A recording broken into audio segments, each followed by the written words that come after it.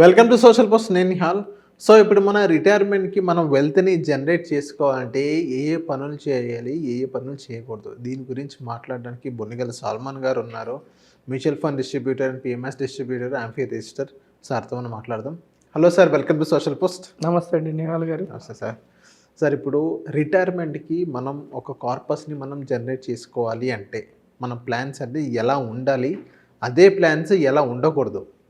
మంచి క్వశ్చన్ అండి.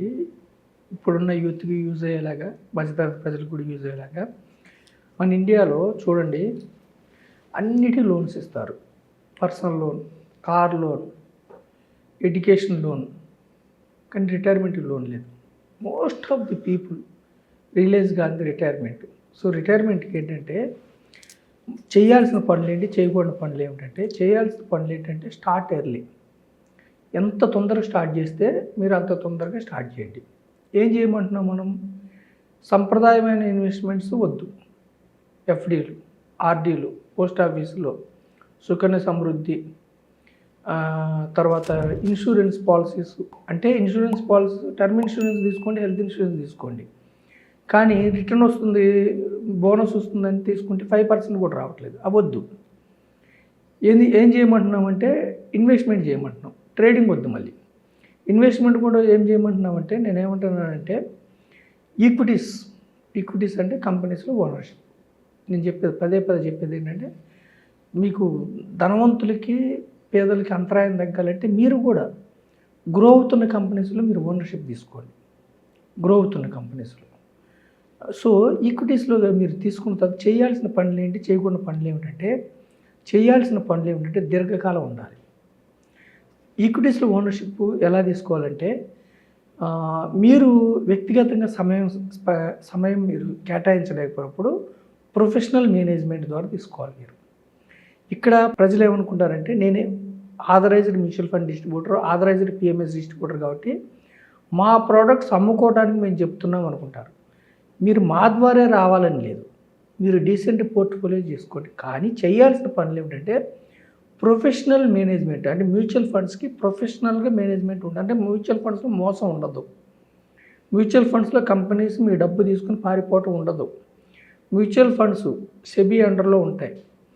మ్యూచువల్ ఫండ్లో మీరు డబ్బులు పెట్టినప్పుడు ఆ కంపెనీకి కస్టోడియన్ వేరే వాళ్ళు ఉంటారు. మీకోసం కొన్న స్టాక్స్ని వాళ్ళు తాకట్టు పెట్టి కానీ అమ్మి కానీ మిస్గైడ్ చేయటే అధికారం మ్యూచువల్ ఫండ్స్ సంస్థలకు ఉండవు.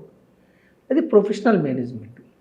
తర్వాత ఏమిటి, మన భారతదేశంలో 5,000 కంపెనీస్ స్టాక్ మార్కెట్లో ఉంటే ఏ కంపెనీ లాభాలతో దూసుకొస్తుంది, ఏ కంపెనీలో డబ్బు పెడితే మనకు లాభాలు వస్తాయి, మనం రీసెర్చ్ చేయాలంటే, ఒక కంపెనీ రీసెర్చ్ చేయాలంటేనే చాలా సమయం స్పెండ్ చేయాలి.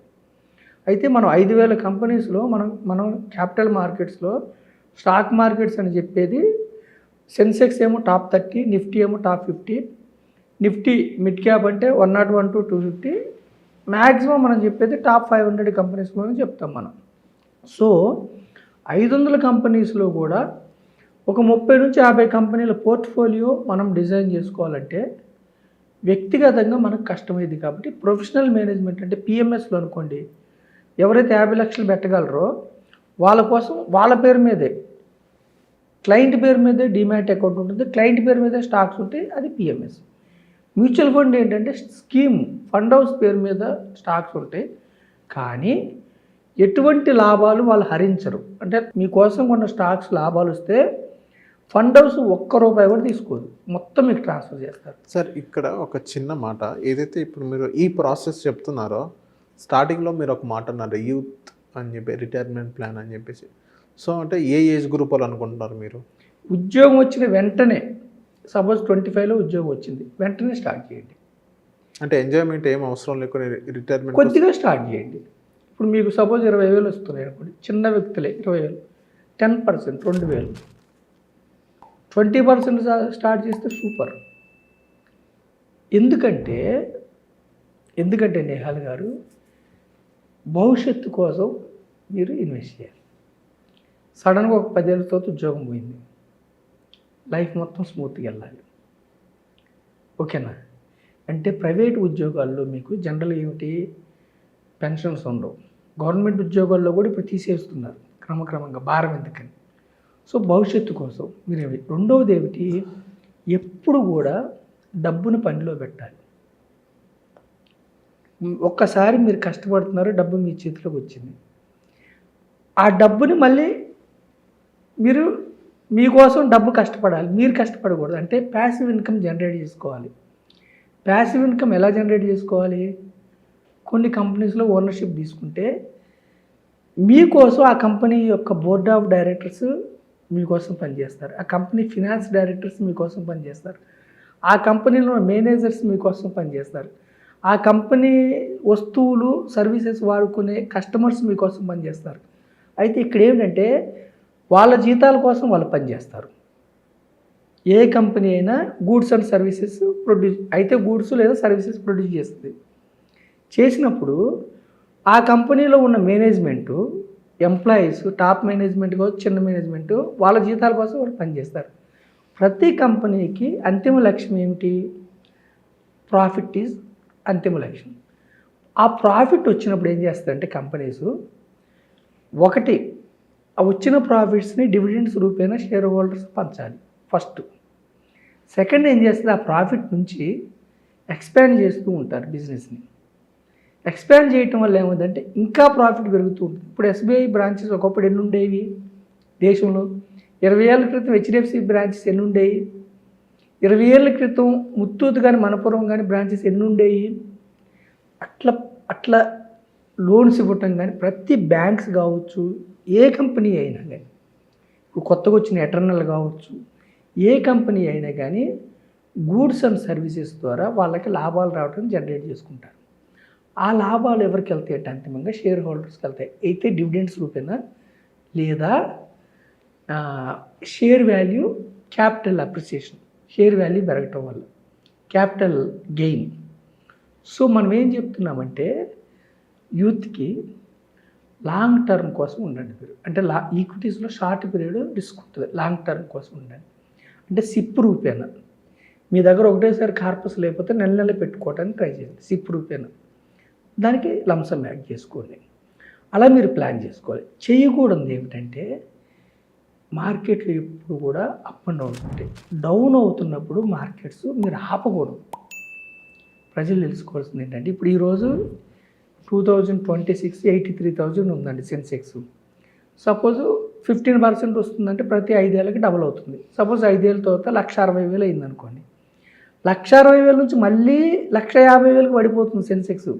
ఇప్పుడు మనం చూడండి గత 1 ఇయర్ బ్యాక్ 86,000కి వెళ్ళింది, మళ్ళీ 72కి వచ్చింది, మళ్ళీ 83కి వచ్చింది.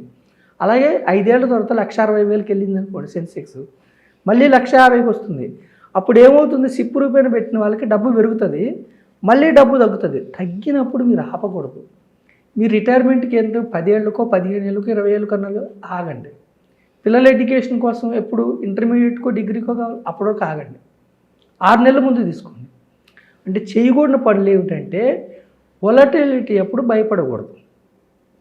చేయకూడని పనులు ఏమిటంటే ట్రేడింగ్ వద్దు. చేయకూడని పనులు ఏమిటంటే అంత స్మాల్ క్యాప్ ఇవ్వద్దు, అంత మిడ్ క్యాప్ ఇవ్వద్దు, అంత లార్జ్ క్యాప్ ఇవ్వద్దు. అంటే ఒక మీకు నాలెడ్జ్ ఉంటే మంచిది, లేదంటే ఒక డిస్ట్రిబ్యూటర్ ద్వారా వెళ్ళండి, లేదంటే ఒక ఆర్ఐఏ రిజిస్టర్డ్ ఇన్వెస్ట్మెంట్ అడ్వైజర్ సలహాలు తీసుకోండి. ఓకేనండి. ఎప్పుడు కూడా ఎవరికి సంపద సమకూరుతుందంటే ఈక్విటీస్లో ఎవరైతే లాంగ్ టర్మ్ ఉంటారో, ప్రొఫెషనల్ మేనేజ్మెంట్ ద్వారా ఇన్వెస్ట్ చేసి ఎవరైతే లాంగ్ టర్మ్ ఉంటారో వాళ్ళకి సంపద సమకూరుతుంది.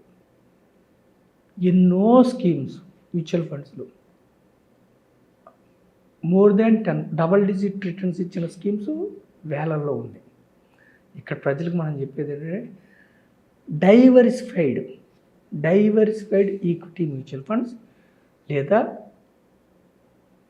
ఒక స్ట్రాటజీతో పిఎంఎస్, ఎవరైతే 1 crore అబోవ్ పెట్టుకోగలుగుతారో వాళ్ళకి ఏఐఎఫ్లు ఏంటంటే హై రిస్క్, అంటే venture capital funds, Angel funds, real estate funds, రకరకాలు ఉంటాయి. అందులో ఏంటంటే స్టార్టప్స్లో పెట్టినప్పుడు ఏమవుతుందంటే స్టార్టప్స్ కొన్ని దెబ్బతింటాయి. స్టార్టప్స్ కొన్ని మిక్కిలి మల్టిపుల్, అంటే వాళ్ళకి అందుకే 1 crore సెబీ చెప్పింది. సో మనం ఏం చెప్తున్నామంటే మీకు సంపద సృష్టి జరగాలంటే ప్రతిరోజు ఈ వాలటిలిటీని చూసి భయపడకూడదు. నిత్యం వచ్చే మీడియాలో 10 లక్షల కోట్ల ఆవిరి, 20 లక్షల కోట్ల ఆవిరి, టారిఫ్ల వల్ల ఈ విధంగా ప్రతిరోజు జరిగే ఇన్సిడెంట్ చూసి ఇన్వెస్టర్ భయపడకూడదు. ప్రతిరోజు మార్కెట్ ఏమవుతుందని చూసేవాళ్ళు ట్రేడర్స్. ఇన్వెస్టర్కి ఏం కాదు. దీర్ఘకాలంలో ఏ దేశంలో అయినా ఆ దేశం బాగుంటే మార్కెట్స్ ముందుకే వెళ్తాయి. దేశం బాగుంటే, దేశ ఎకానమీ బాగలేకపోతేనే మార్కెట్స్ దెబ్బతింటాయి. సో మనం ఏం చెప్తున్నాం ప్రజలకంటే, లాంగ్ టర్మ్ కోసం పోర్ట్ఫోలియో డిజైన్ చేసుకోండి. లాంగ్ టర్మ్ కోసం గోల్స్, లక్ష్యం ఆధారంగా చేసుకోండి. రిటైర్మెంట్ అన్నారంటే షార్ట్ పీరియడ్లో వచ్చే వాలటిలిటీ వల్ల మీరు భయపడి డబ్బులు వెనక్కి తీసుకోండి. ఎస్పెషల్లీ డౌన్ మార్కెట్స్లో ఇంకొంచెం పెంచుకోండి. ఎప్పుడు ఉంటుంది వాలటిలిటీ? లాంగ్ టర్మ్లో ఎప్పుడు ఇండెక్స్లు ముందుకే వెళ్తాయి. కంపెనీస్ ముందు కొన్ని వ్యానిష్ అవుతాయి కంపెనీస్. అందుకే మనం ఒక కంపెనీ కాకుండా గ్రూప్ ఆఫ్ కంపెనీస్ ద్వారా రండి, సంపద సృష్టించుకోండి. Okay, don't be panic. Okay. So thank you sir, మా సోషల్ పోస్ట్ వచ్చినందుకు. థ్యాంక్ యూ అండి.